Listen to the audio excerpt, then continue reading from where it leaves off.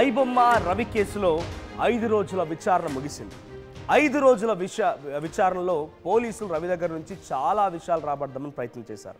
కానీ అనుకున్న స్థాయిలో ఆయన దగ్గర నుంచి విషయాలు రాబట్టేందుకు విఫలమయ్యారు పోలీసులు. అయితే పోలీసుల విచారణలో ఐబొమ్మ రవి షాకింగ్ విషయాలని పోలీసులు బయట పెట్టాలని ఆలోచన చేసినప్పటికీ అనుకున్న స్థాయిలో వారు ఆశించిన స్థాయిలో వాటిని రాబట్టలేకపోయారు. కానీ వారు కొంత ఫ్యామిలీ డీటెయిల్స్ మాత్రం బయటికి ఎక్స్ట్రాక్ట్ చేయగలిగారు.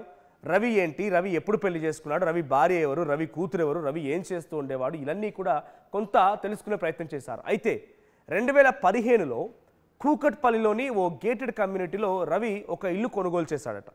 ఐటీ కంపెనీ నుంచి వచ్చేటువంటి ఆదాయంతోనే ఆ ఈఎంఐ మొత్తాన్ని చెల్లించి 2 ఏళ్లలోనే ఆ ఇంటి రుణాన్ని మొత్తాన్ని తీర్చేశాడు. హౌస్ లోన్ మొత్తం కంప్లీట్ అయిపోయింది. 2 ఇయర్స్లోనే హౌస్ లోన్ని ఫినిష్ చేసేసాడు. గేటెడ్ కమ్యూనిటీలో అపార్ట్మెంట్లో ఒక ఫ్లాట్ అని అంటే సుమారుగా ఆన్ అండ్ యావరేజ్ 1,50,00,000 2 కోట్ల వరకు ఉంటుంది. ఆ ఈఎంఐ మొత్తాన్ని 2 ఏళ్లలో చెల్లించాడు రవి. అది ఐటీ కంపెనీ నుంచి వచ్చే ఆదాయంతో చెల్లించిందట. ఇక సంపాదించడం లేదని పదే పదే భార్య అవమానించడంతోనే భార్యని దూరం పెట్టాడట. కూతురును సైతం దూరం పెట్టేశాడు రవి. ప్రస్తుతం ఆ భార్య అంటే రవి మాజీ భార్య విదేశాల్లో ఉంటుందట. అయితే భార్యను కూడా సంప్రదించారు పోలీసులు. భార్యతో కూడా ఫోన్లో మాట్లాడారట. సో భార్య చెప్పిన మాటలు ఏంటంటే తనని రోజు రవి దారుణంగా కొట్టేవాడంటూ ఆ భార్య చెప్పిందట. ఫోన్లో మాట్లాడిన సమయంలో చెప్పిన మాటలు ఇవి. సో తనని దారుణంగా కొట్టేవాడు అనేటువంటి మాటని ఆ భార్య చెప్పింది. దీంతో విసుగు చెంది విడాకులు తీసుకున్నట్టుగా చెప్పింది. అయితే చివరిగా రవి భార్య చెప్పిన మాటలు మీకు కూడా షాకింగ్గా ఉంటాయి. ఇక్కడ రవి ఎంత తెలివిపరుడు, రవి ఎంత చాలా క్రియల్గా ఆలోచించాడు, లేకపోతే రవి ఒక రకంగా ఆయన డెసిషన్స్ ఎలా ఉంటాయనే దానికి ఇది ఒక ఉదాహరణ. సో దాంట్లో ఎలా అంటే విడాకుల టైంలో భార్యతో ఒప్పంద పత్రాన్ని కుదుర్చుకున్నాడు ఆయన. ఆ ఒప్పంద పత్రంలో తనను భవిష్యత్తులో సంపాదించేటువంటి ఎటువంటి ఆస్తులైనా నీకు ఎలాంటి హక్కు లేకుండా అగ్రిమెంట్పై సంతకం చేస్తేనే విడాకులు ఇస్తానని చెప్పి రవి చెప్పడంతో భార్య కూడా ఇక తప్పక ఒప్పుకుంది. ఆ అగ్రిమెంట్పై సంతకం చేసిన తర్వాతే రవి విడాకులు ఇచ్చాడు. రోజు తనని కొడుతూ ఉండేవాడు, దారుణంగా వేధిస్తూ ఉండేవాడు అనే మాట ఆ భార్య చెప్పుకొచ్చింది. డబ్బులు సంపాదించడు అనేటువంటి అవమానపరిచింది కాబట్టే భార్యని కన్న కూతుర్ని కూడా దూరం పెట్టాడట. రవికి కూతురు కూడా ఉందట. ఇప్పుడు ఆ భార్య విదేశాల్లో ఉంటుంది. అయితే భార్యతో విడాకుల సమయంలో నేను ఎటువంటి ఆస్తులు ఫ్యూచర్లో సంపాదించినా నా ఆస్తిపాస్తులు నీకు చిల్లి గవ్వ కూడా ఇవ్వను, అలా అని సంతకం చేస్తే నేను విడాకులు ఇస్తాను, లేదంటే ఇవ్వను అని చెప్పిన తర్వాత ఆ భార్య కూడా ఆ అగ్రిమెంట్పై సంతకం చేసి విడాకులు తీసుకుందట. సో ప్రజెంట్ ఇది రవికి సంబంధించిన అంశం. రవి ఫ్యామిలీ బ్యాక్గ్రౌండ్లో చాలా లోతుగా విశ్లేషించారు పోలీసులు. సో రవి ఫ్యామిలీ బ్యాక్గ్రౌండ్ విశ్లేషించి రవి భార్యతో మాట్లాడారు. రవికి సంబంధించినటువంటి బంధువులతో మాట్లాడుకొచ్చారు. రవి విషయంలో ఐబొమ్మని ఎలా తయారు చేశాడు, ఎక్కడి నుంచి ఆపరేట్ అవుతోంది, ఎంతమంది ఎంప్లాయీస్ ఉన్నారు, ఎలా హ్యాక్ చేస్తాడు, ఏ సర్వర్ ఎలా హ్యాక్ చేస్తాడు, ఇవన్నీ విషయాల్లో కొంత రాబట్టడంలో పోలీసులు కొంత విఫలమయ్యారు. కానీ ఆయన వ్యక్తిగత విషయాల్లో మాత్రం పోలీసులు కొంత సక్సెస్ సాధించారని చెప్పాలి. సో ఆయన ఎప్పుడు విడాకులు తీసుకున్నాడు, విడాకులు ఎందుకు తీసుకున్నాడు, ఆ భార్య ఏం చెప్పింది, భార్యతో పాటుగా అటు భార్య బంధువులు లేకపోతే ఆ రవి అత్త మామలుగా ఉన్నవాళ్ళు సో ఇదంతా ఏం చెప్పారు, వాళ్ళ నుంచి ఇన్ఫర్మేషన్ రాబట్టగలిగారు. సో 5 రోజుల కస్టడీ ముగిసింది. కానీ పోలీసులు అనుకున్న స్థాయిలో ఈ టెక్నికల్ నాలెడ్జ్ పైన రవి ఎటువంటి నోరు మెదపకుండా చాలా సైలెంట్గా ఉండిపోయాడట. ఓవైపు రవి జైల్లో ఉన్నాడు, ఆ తర్వాత కస్టడీ తీసుకున్నారు, పోలీసుల విచారణలో ఉన్నాడు. అయినప్పటికీ రీసెంట్గా రిలీజ్ అయిన మూవీస్ అన్నీ ఐబొమ్మలో వచ్చేస్తున్నాయి. సో ఒక పెద్ద నెట్వర్క్ ఉంది వెనుక, ఒక పెద్ద మ్యాషప్ టీం ఉంది, ఒక పెద్ద గూడు పుట్టానున్నది మాత్రం చాలా స్పష్టంగా అర్థమైంది. అది ఇక్కడ నుంచి కాదు, అది నెదర్లాండ్స్, కరేబియా, యూకే నుంచి ఆపరేట్ అవుతున్నాయట. మరి అక్కడి నుంచి ఆపరేట్ అవుతున్న వాటిని పోలీసు ఎలా ఛేదిస్తారు? సో ఇక్కడ సిటిజన్షిప్ని వదులుకున్నటువంటి రవి విషయంలో పోలీసు ఎటువంటి చర్యలు తీసుకుంటారు?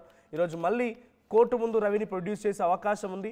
సో కస్టడీ పూర్తయింది కాబట్టి ఈరోజు మళ్ళీ కోర్టు ముందు ప్రొడ్యూస్ చేస్తారు. మళ్ళీ కస్టడీకి కోరే అవకాశం, మరొక 5 రోజుల పాటుగా మళ్ళీ కస్టడీకి ఇవ్వాలని రవి విషయంలో పోలీసులు ఈరోజు కోర్టు ముందు పెట్టే అవకాశం ఉంది. మరి కస్టడీ కోర్టు ఇస్తుందా లేదా తనని బయటకు వస్తే ఎవిడెన్స్ని కొంత ఇబ్బంది చేస్తాడు, ఎవిడెన్స్ని మార్పు చేస్తాడు, లేకుంటే రకరకాల కారణాలు చెప్పి ఆయన తిరిగి మళ్ళీ చెంచల్ కూడా జైలుకే తరలిస్తారో చూడాలి. బట్ చాలామంది లీగల్ ఎక్స్పర్ట్స్ చెప్తున్న మాటలు ఏంటంటే ఐబొమ్మ రవికి ఎటువంటి శిక్ష పడదు ఇండియాలో. ఆయన ఇక్కడ సిటిజన్షిప్నే వదులుకున్నాడు, ఆయన ఇక్కడ క్రైమ్ చేయలేదు, ఇక్కడ దేశస్థుడు కాదు. సో అలాంటప్పుడు ఇక్కడ శిక్ష ఎట్లా వేస్తారు ఆయనకి? ఆయన కరేబియా దీవుల్లో ఉన్నటువంటి ఒక సెయింట్ ఒక దేశానికి సిటిజన్ తీసుకొని అక్కడి వ్యక్తి, ఆయన అక్కడ క్రైమ్ చేశాడు. సో ఇక్కడ ఎటువంటి శిక్షలు వేసినా కూడా ఆయనకి ఎటువంటి ఫరక్ పడదు అనేటువంటి మాటని లీగల్ ఎక్స్పర్ట్స్ చెప్తున్నమాట. మరి ఈరోజు కోర్టులో ప్రొడ్యూస్ చేసిన తర్వాత కోర్టు ఏం చెప్తుంది, దానికి పోలీసులు ఏం చేస్తారు, ఎటువంటి విధంగా ఉంటుందో చూడాలి. ఎస్, మా ప్రతినిధి పవన్ సిద్ధంగా ఉన్నారు మరిన్ని అప్డేట్స్తో. పవన్, సో తన భార్య పిల్లల్ని కూడా వదులుకోవడానికి కారణం ఆయన కొంత డబ్బులు సంపాదించడం రాదని చెప్పి పదే పదే భార్య చెప్పడము, ఆ తర్వాత ఆయన ఎంత ఆలోచన చేశాడంటే నిజంగా ఆస్తిపాస్తులో చిల్లి గవ్వ కూడా ఇవ్వనని చెప్పి అగ్రిమెంట్ చేసుకున్న తర్వాత విడాకులు ఇచ్చాడు. సో ఇప్పుడు తన భార్య చెప్తున్న మాటల ఆధారితంగా ఇంకేమైనా డీటెయిల్స్ తెలుస్తున్నాయా? ఎక్కడ ఉండేవాడు, తన వెనుకున్న టీం ఏంటి, దీని మొత్తం ఎలా నెట్వర్క్ని రన్ చేస్తూ ఉండేవాడు, ఇలాంటి డీటెయిల్స్ ఏమైనా తెలుస్తున్నాయా? ఇంకా పోలీసులకి 5 రోజుల కస్టడీ సరిపోయిందా, మళ్ళీ కస్టడీ కోరే అవకాశం ఉందా? ఎస్ మనోజ్, ఐబొమ్మ నిర్వాహకుడు ఇమ్మది రవిని అయితే 5 రోజుల కస్టడీ ముగిసింది. అతన్ని పోలీస్ కస్టడీ నుంచి కోర్టుకు అయితే హాజరుపరచడం జరిగింది. దాని తర్వాత మళ్ళీ కొన్ని సెక్షన్ల కింద తనపై కేసు నమోదు చేసి కోర్టు నుంచి మరికొన్ని రోజులు కస్టడీకి సమయం కావాలంటూ కూడా పోలీసులు కోర్టుని కోరగా అతన్ని ప్రస్తుతం చెంచులగూడ జైలుకి అయితే తరలించడం జరిగింది. ఆ చెంచులగూడ జైలుకి తరలించిన తర్వాత పోలీసులతో అతను మాట్లాడినట్టుగా తెలుస్తూ ఉంది. అవి ఏంటంటే, మీరు మీరేనా నన్ను ఫాలో చేసింది అక్కడ ఫ్రాన్స్లో అని అంటూ కూడా రవి మాట్లాడినట్టుగా తెలుస్తూ ఉంది. ఏదైతే ఫ్రాన్స్లో ఇతను ఉన్నప్పుడు ఇతన్ని ఎవరు పట్టుకోలేరు, ఇతను ఎవరు టచ్ చేయలేరు అన్న ధీమాతో చాలా తలపొగురుగా పోలీసులకైతే ఒక వార్నింగ్ ఇవ్వడం జరిగింది, మీరు నన్ను పట్టుకోలేరని. సో అదే సమయంలో పోలీసులు ఈ వెబ్సైట్ డొమైన్ల మీద చాలా ఫోకస్ పెట్టడం జరిగింది, చాలా సీరియస్ ఫోకస్ పెట్టడం జరిగింది. సో ప్రతిసారి ఈ నోట్ వచ్చిన ప్రతిసారి ఎవరు పెడతా ఉన్నారు అంటే ప్రజెంట్ రవి మీద డౌట్ రాలేదు, కానీ ఆ డొమైన్ వెనకాల ఎవరున్న దానిపై సెర్చ్ చేయగా ఎవరున్నారని దానిపై పోలీసులు అయితే ఆ ఫ్రాన్స్లో కూడా వారి ఏజెంట్స్ త్రూ సర్వే చేయడం జరిగింది, ఫాలో అవ్వడం జరిగింది. సో ఒక ఈమెయిల్ అయితే పెట్టడం జరిగింది రవికి, మేము దగ్గరలో ఉన్నాం, మేము పట్టుకుంటాం అంటూ కూడా పోలీసులు ఒక ఈమెయిల్ పంపించారంట. దాని తర్వాత కొన్ని రోజుల తర్వాత పోలీసులు ఈమెయిల్ పంపడం ఆపేయడంతో ఇక నన్ను పోలీసులు పట్టుకోలేరు, ఇక నన్ను ట్రేస్ చేయలేరు అన్న ధీమాతోటే హైదరాబాద్ వచ్చాడంటూ కూడా తెలుస్తూ ఉంది. ఎందుకంటే అక్కడ పోలీసులు నిఘా పెట్టి తను చేసే కార్యకలాపాలను నిఘా పెట్టి వదిలేయడం జరిగింది. కానీ రవి మాత్రం ఇక నన్ను పోలీసులు పట్టుకోలేరు, నన్ను ట్రేస్ చేయలేకపోయారు అనుకొని హైదరాబాద్కి అయితే రావడం జరిగింది, పోలీసులు లొంగిపోవడం జరిగింది.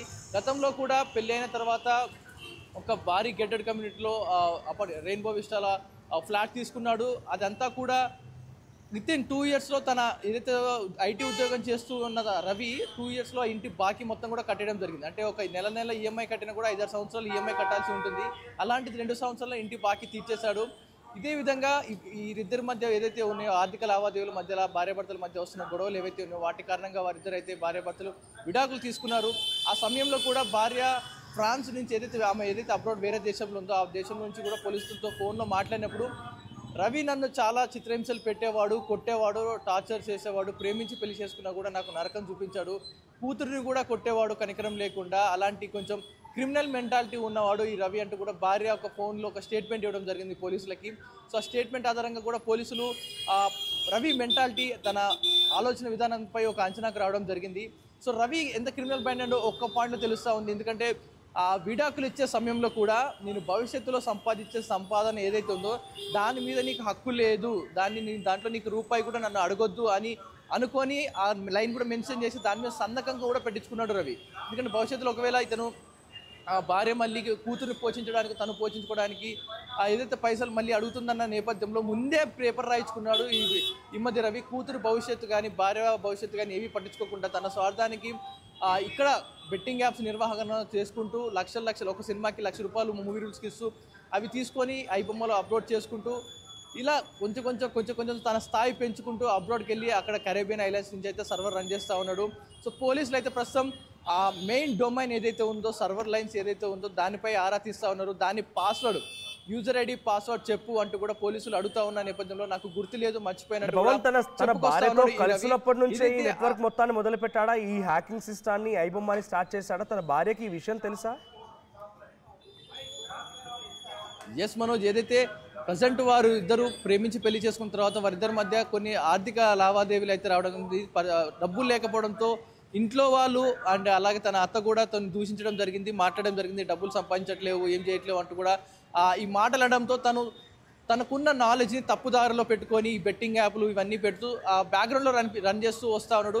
సో ఒక్కసారిగా డబ్బు చూసిన రవి ఇక కుటుంబానితో నాకు లెక్కేముంది అనుకొని భార్యకు విడాకులు ఇచ్చేసి వదిలేయడం జరిగింది. అప్పటి నుంచి కూడా బ్యాక్గ్రౌండ్లో ఇల్లు కొనక ముందు నుంచి కొంచెం బ్యాక్గ్రౌండ్ రన్ చేస్తూ ఉన్నాడు. ఇల్లు కొన్నాడు, ఫ్లాట్ కొన్నాడు. దాని తర్వాత వితిన్ 2 yearsలో భార్యకు విడాకులు ఇచ్చాక వితిన్ 2 yearsలో ఈ బెట్టింగ్ యాప్ నుంచి వచ్చిన అమౌంట్ అంతా పెట్టి కూడా ఆ ఫ్లాట్ కట్టేసి క్లోజ్ చేయడం జరిగింది ఈఎంఐ. అంటే దాని ముందు నుంచి కూడా ఎప్పుడైతే భార్య అతన్ని మీరు డబ్బు సంపాదించట్లేవు, మనం చాలా ఆర్థిక స్థితిలో లేము అని అతను దూషించారో అప్పటి నుంచే తన భార్యకి తెలుసు ఈ నెట్వర్కింగ్ ఒకటి మెయింటైన్ చేస్తున్నాడు, హ్యాకింగ్ చేస్తున్నాడు, సినిమాల్ని పైరసీ చేస్తున్న విషయం తన సతీమణికి తెలుసు, రైట్? ఎస్ మనోజ్, ప్రస్తుతానికి ఏదైతే వీరిద్దరి మధ్య గొడవ జరుగుతుందో ఆ సమయం నుంచి కూడా భార్య తను పసిగడుతూ వచ్చింది. ఎక్కడి నుంచి వస్తా ఉన్నాయి డబ్బులు ఇవన్నీ కూడా భార్య పదే ఆరా తీయడం జరిగింది. సో వన్స్ ఇతను ఎలా సంపాదిస్తున్నాడు ఏంటని తెలిసిన తర్వాత నీ పాపపు సొమ్ము నాకు వద్దు, నీ పాపపు సొమ్ముతో నేను నా కూతురు బతకలేము, నాకు పాపం తగులుతుందంటూ కూడా ఆమె విడాకులు తీసుకోవడానికి కూడా సిద్ధపడింది. ఏదైతే తను తప్పుదారులో బెట్టింగ్ యాప్లు ఈ మూవీ రూల్స్ పైరసీ చేసి సంపాదిస్తున్నాడో ఆ విషయం తెలిసినాక భార్య అతను నిజంగానే విడాకులు ఇవ్వడానికి సిద్ధపడింది. తన స్వతహా బతకడానికి ఆ కూతురుని తీసుకొని, తన 6 ఏళ్ల కూతురుని తీసుకొని కూడా ఆ సమయంలో వెళ్ళిపోవడం జరిగింది. భార్య అబ్జర్వ్ చేస్తూ ఉంది ఇదంతా కూడా, ఏమేమి కార్యకలాపాలు చేస్తున్నాడు, ఎక్కడెక్కడ వెళ్తా ఉన్నాడు, ఇవన్నీ కూడా భార్య ఎప్పటికప్పుడు అబ్జర్వ్ చేస్తూ ఉంది. రవి కదలికలపై ఏ దేశం వెళ్తున్నాడు ఇదంతా కూడా. ఇంత కాదనుకున్న భర్తే కాబట్టి తనపై ఒక కన్నేసి ఉంచడం జరిగింది. అదేవిధంగా పోలీసులకు కూడా తన వంతు సమాచారాన్ని అయితే అందించడం జరిగింది. ఏదైతే ఆ మూమెంట్లో ఇమ్మది రవి స్నేహితుడు వైజాగ్లో ఉన్నాడో అతన్ని కూడా కేసులో విచారించడం జరిగింది. అతను పెట్టిన మెసేజ్ ద్వారానే పట్టుకున్నామంటూ చెప్తా ఉన్నారు.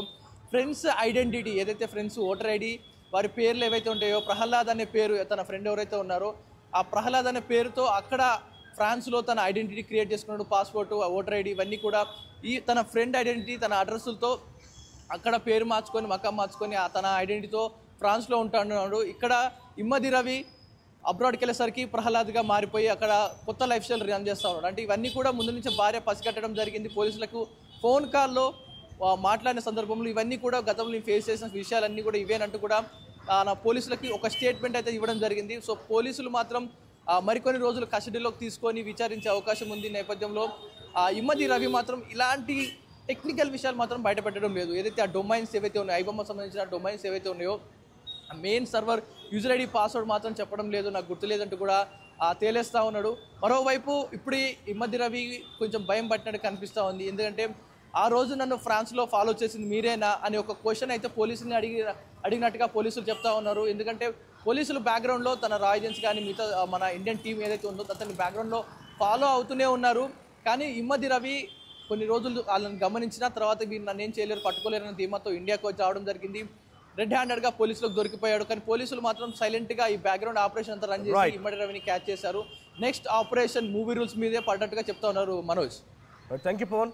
సో మొత్తంగా ఇమ్మంది రవి కూకట్పల్లిలోని ఒక ఫ్లాట్ తీసుకొని దాన్ని 2 ఏళ్ళలోనే మంచి గేటెడ్ కమ్యూనిటీలో ఫ్లాట్ తీసుకొని 2 ఏళ్ళలోనే ఆ ఈఎంఐ మొత్తాన్ని చెల్లించేశాడు. సో తన భార్యతో ఉన్న విభేదాలు, భార్య పదే సంపాదించడం రాదు అని చెప్పడంతోనే ఉన్న విభేదాలతో భార్యను దూరం పెట్టాడు, అటు కూతురును దూరం పెట్టేశాడు. ఆ తర్వాత భార్యతో విడాకులు తీసుకునే సమయంలో కూడా రేపటి రోజున భవిష్యత్తులో నేను ఆస్తిపాస్తులు సంపాదిస్తే నా ఆస్తిలో చిల్లి గవ్వ కూడా నీకు ఇవ్వను అని చెప్పి అగ్రిమెంట్పై సంతకం చేస్తేనే నీకు విడాకులు ఇస్తానని చెప్పడంతో భార్య కూడా సంతకం చేసిందట. ఇప్పుడు ఈ విషయాలన్నీ కూడా పోలీసులకి ఫోన్ ద్వారా తన స్టేట్మెంట్ని పాస్ చేసింది ఇమ్మంది రవి మాజీ భార్య. సో తను విదేశాల్లో ఉంటుంది, కూతురు కూడా అక్కడే ఉంటుంది. సో ప్రజెంట్ రవి విషయంలో ఆయన టెక్నికల్ డొమైన్కి సంబంధించి సర్వర్లు ఎలా హ్యాక్ చేసేవాడు, ఎక్కడి నుంచి ఆపరేట్ చేసేవాడు, ఇది అన్ని విషయాలపైన పెద్దగా ఎటువంటి విషయాన్ని బయటికి వెల్లడించకుండా చాలా గోప్యంగా సైలెంట్గా ఉండిపోయేట పోలీసు ఎదుట. కస్టడీ కూడా ముగిసింది. కస్టడీని పొడిగించాలని చెప్పి పోలీసులు అడిగే అవకాశం కనబడుతుంది. ప్రస్తుతానికి మళ్ళీ చెంచల్గూడ జైలుకి తరలించారు ఇమ్మంది రవిని. సో రవి విషయంలో చాలా లీగల్ ఎక్స్పర్ట్స్ చెప్తున్న మాట ప్రకారంగా ఆయన పేరు మార్చుకున్నాడు, అక్కడికి వెళ్ళి ప్రహ్లాద్ అయిపోయాడు, అక్కడే సిటిజన్షిప్ తీసుకున్నాడు, అక్కడే క్రైమ్ చేశాడు. సో ఇండియాలో క్రైమ్ చేయలేరు, ఇండియాలో పేరు లేదు, ఇండియా సిటిజన్షిప్ లేదు. కాబట్టి ఇండియన్స్ చట్టాల ప్రకారంగా, ఇండియా పీనల్ కోడ్స్ ప్రకారంగా బిఎన్ఎస్ అయినా లేకపోతే ఇంకేదైనా కూడా ఇక్కడ ఎవిడెన్స్ ప్రకారంగా ఆయన ఎటువంటి శిక్షార్హుడు కాదు, శిక్షలు వేయలేము అని చెప్పి చాలామంది లీగల్ ఎక్స్పర్ట్స్ చెప్తున్నారు. ఇది పోలీసులకు సవాలని చెప్పాలి. ఐబొమ్మ సేవలు నిలిపివేశామా, నిలిపివేయలేదా, అసలు వాళ్ళకు కూడా అర్థం కావడం లేదు. ఒకవైపు రవి విచారణలో ఎదుర్కొంటూ ఉండగా, ఆయన జైల్లో ఉంటుండగా, మరోవైపు ఐబొమ్మలో కొత్త సినిమాలు పైరసీ అయిపోయి మళ్ళీ బయటికి వస్తున్నాయి, సినిమాలు చూడడానికి అవకాశం కల్పిస్తూ ఉన్నాడు. కొత్త పేర్లతో కొత్త వెబ్సైట్ని లాంచ్ చేసి ఆయన సినిమాల్ని పెడుతూ ఉన్నాడు. సో ప్రజెంట్ ఐబొమ్మ రవిని అరెస్ట్ చేశారు. ఐబొమ్మ రవిని అరెస్ట్ చేసి పోలీసులు విచారణ తీసుకున్నారు. విచారణ పూర్తయింది. ఇప్పుడు మళ్ళీ చెంచుగూడ జైలు కూడా తరలించారు. కానీ ఐబొమ్మ సేవలు మాత్రం ఆగడం లేదు. ఐబొమ్మల సేవలు కొనసాగుతూనే ఉన్నాయి. తదుపరి పైరసీ చేసేటువంటి మరికొన్ని websites, movie rules, Tamil rockers పేరిట వచ్చేటువంటి ఈ వెబ్సైట్ల పైన కూడా పోలీసులు ఇప్పుడు నిఘా పెట్టారు. అవి ఎక్కడి నుంచి ఆపరేట్ అవుతున్నాయి, రవిలాగా వాళ్ళు కూడా నాన్ లోకల్ నుంచి వేరే దేశాల నుంచి ఆపరేట్ చేస్తున్నారు, విత్ ఇన్ ద కంట్రీ నుండి చేస్తున్నారు. ఇలాంటి విషయాలపైన పోలీసులు ఇప్పుడు కొంత నిఘా వేశారని చెప్పాలి. సో ఐబొమ్మ రవిని అరెస్ట్ చేసి విచారించి కస్టడీకి తీసుకొని మళ్ళీ ఇప్పుడు చెంచల్గూడ జైలుకి తరలించారు. కానీ పోలీసులకు మాత్రం అనుకున్న స్థాయిలో ఎటువంటి ఆశించిన ఫలితం మాత్రం దొరకలేదు. ఆయన నుంచి ఎటువంటి సమాధానం రాలేదు. సో ఐబొమ్మ రవిని ఏం చేస్తే బాగుంటుందో కామెంట్ చేయండి. ఐబొమ్మ రవి పైన మీ అభిప్రాయం ఏంటో కామెంట్ చేయండి. అసలైన తొలి వెలుగు. ఫాలో వాట్సాప్ @తొలి వెలుగు అఫీషియల్.